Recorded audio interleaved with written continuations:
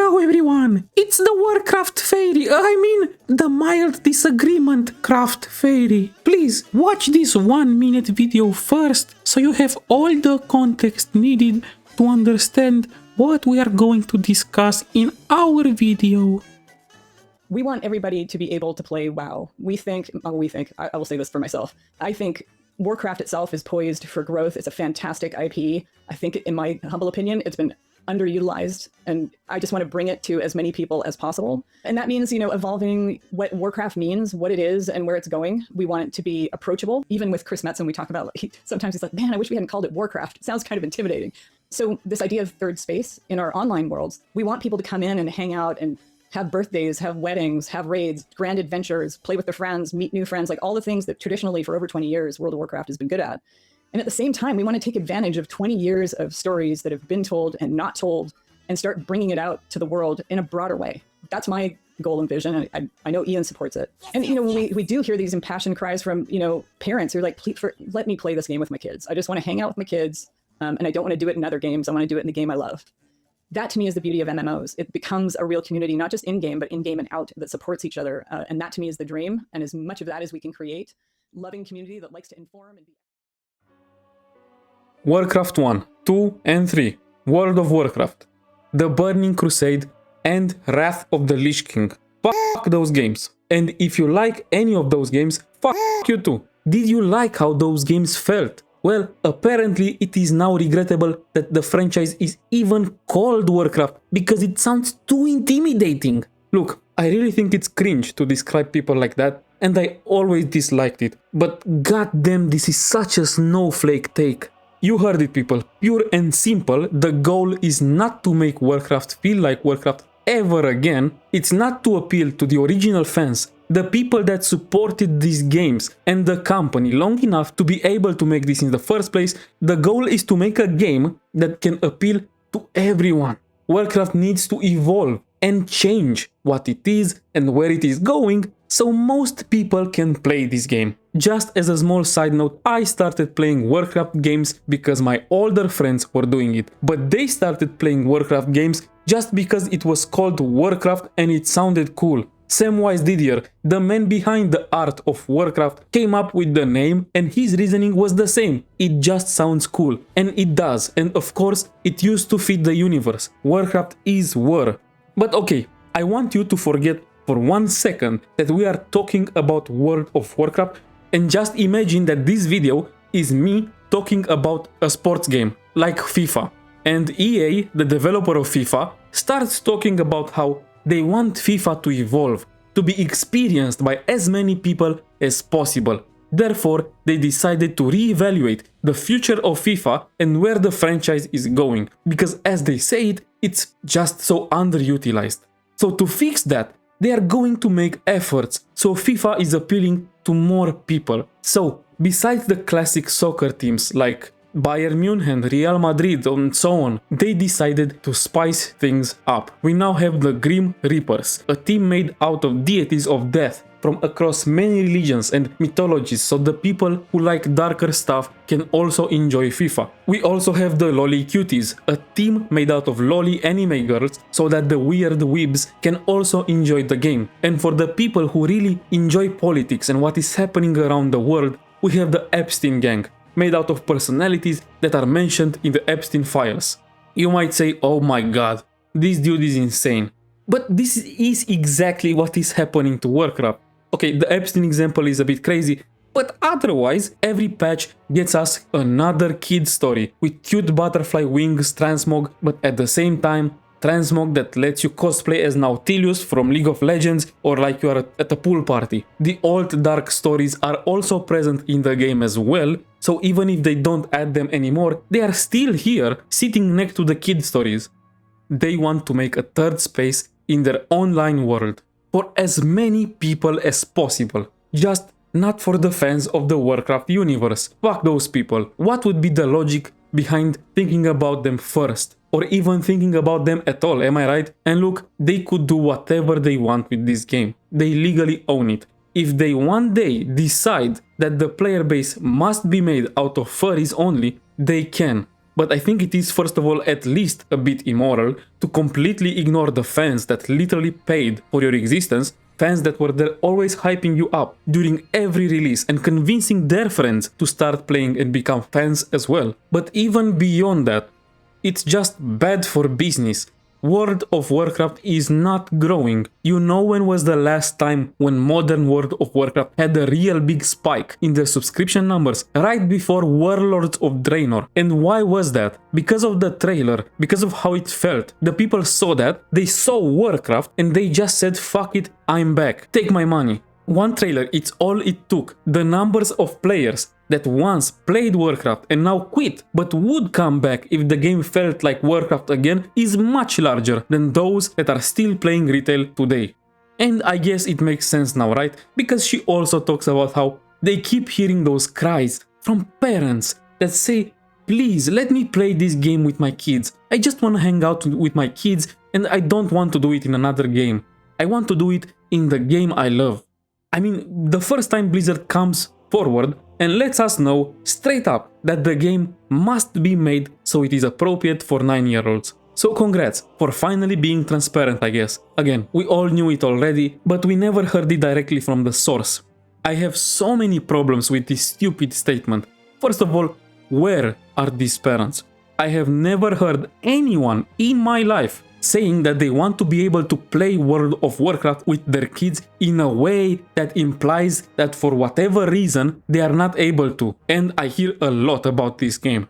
And I actually tried to find these people. I went out of my way and I tried to find people on Reddit, on the Blizzard forums, on YouTube, saying anything similar to this, but I cannot find anything like that. Are you one of those parents?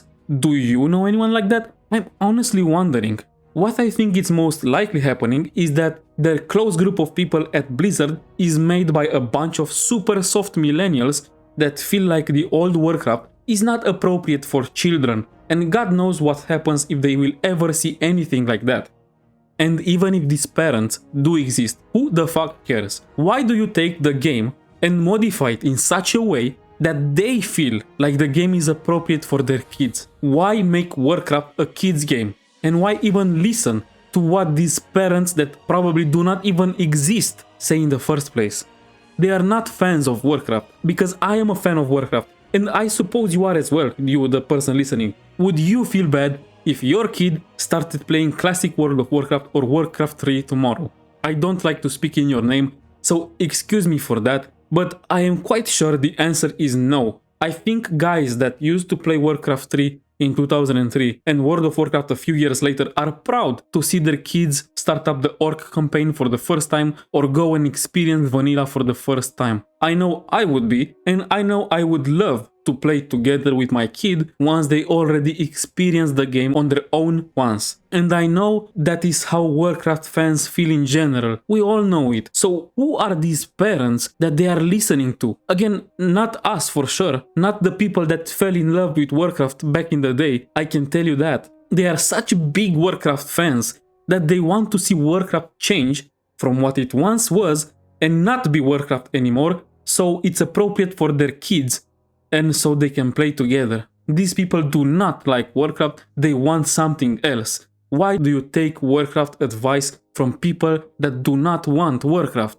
And even if some real fan of Warcraft feels like this game is not appropriate for a 10-year-old or something, I am not going to get into that and judge that. I played this game when I was even younger and I think I'm still mentally sane. I have not turned into a serial killer yet, but fine, if that is the case, why not just let the kid grow and experience it at an appropriate age?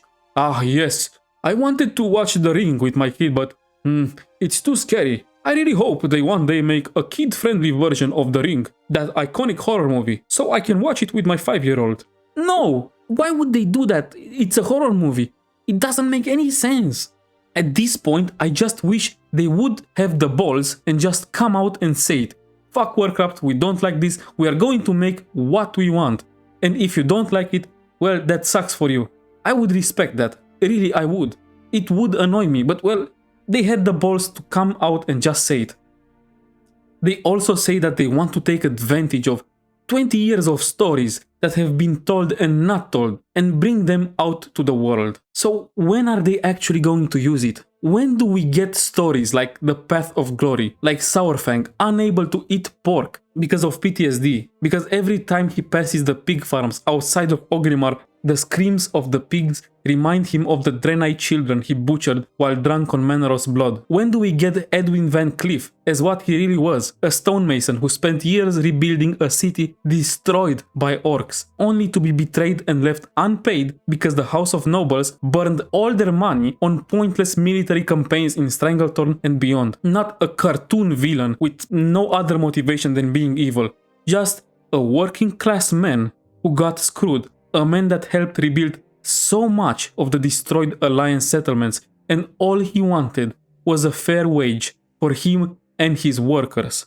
When do they ever touch stories like Troll's closest friend, Taritha, being assaulted and then decapitated, her head thrown from a castle wall just so Troll could see it, just because she dared stand up to her abuser and help her friend, and later deciding to not run away to protect her family? Or the most infamous one of all, Stratholm, the single hardest decision any Warcraft character has ever made. Arthas, knowing the cost, knowing the horror, choosing to kill every man, woman and child because letting them alive meant something far worse. A decision that raises uncomfortable questions and doesn't give you an easy answer. These stories are brutal, but they're also emotional. They make you think. They say something about war, responsibility, and guilt. They can lead to hour-long discussions about what is wrong and what is right, especially in the context of such a brutal world like the one in the Warcraft universe. So how exactly are they taking advantage of 20 years of storytelling? Because not only is everything happening in the past expansions and the older games completely forgotten, but the modern stories they tell would not even work if mentioned at the same time as these older ones, because how completely different they are on a fundamental level. I have made this comparison before, but imagine putting World of Warcraft in a TV show format, then showing someone the episode where Jaina decides to let her father die because that's the correct thing to do, or at least that's what she feels. Or the episode where Arthas goes and kills all the families that are still alive in Stratholm, because that's the harsh reality, that's what needs to be done. Then fast forward and show them the episode where a bunch of weird looking people that are actually dragons talk about how it was never about getting back their powers but coming together as a family to defeat the evil boy. Then I love how she ends it by saying that the community aspect of an MMO is a dream to her. If this was a bit from The Office, I swear this would be fun. It is absolutely insane to hear a retail World of Warcraft developer talk about the community being the beauty of an MMO in this game that could literally be totally single player and you would never even notice if the AI was good enough so you could form groups and clear Mythic Plus dungeons and Mythic raids, and they would simulate the auction house activity as well. You would not notice it. No one says a word in this game. Everything happens through UI buttons that you press while you sit AFK in a city. I just thought it was so funny. Anyway guys, that was the video. I just made a video a few days ago talking about the State of Azeroth livestream and how that took away some of the already small amounts of hope I had left for Midnight and retail as a whole. But I saw this interview like 3 days later or 2 days, I don't know, and I'm not sure there is any hope left at all. Not in retail in general, not in Midnight, and not in any expansion, no matter how far down the line we go. The vision has changed, we do not matter anymore, we are not the target audience. I am not sure why you need to trade the original much bigger audience for a smaller one that does not like Warcraft at all, but hey, that is what they did. And they did lose us. Remember the old saying, ex-WoW players are one trailer away from subscribing to the game again? I really do not think the Midnight trailer will apply anymore, and I don't think the Dragonflight or the War Within trailers did either. Anyway, let me know what you guys think in the comment section, and if you liked the video, please make sure to subscribe and share it around, maybe like it, you know. Anyway, till next time, peace.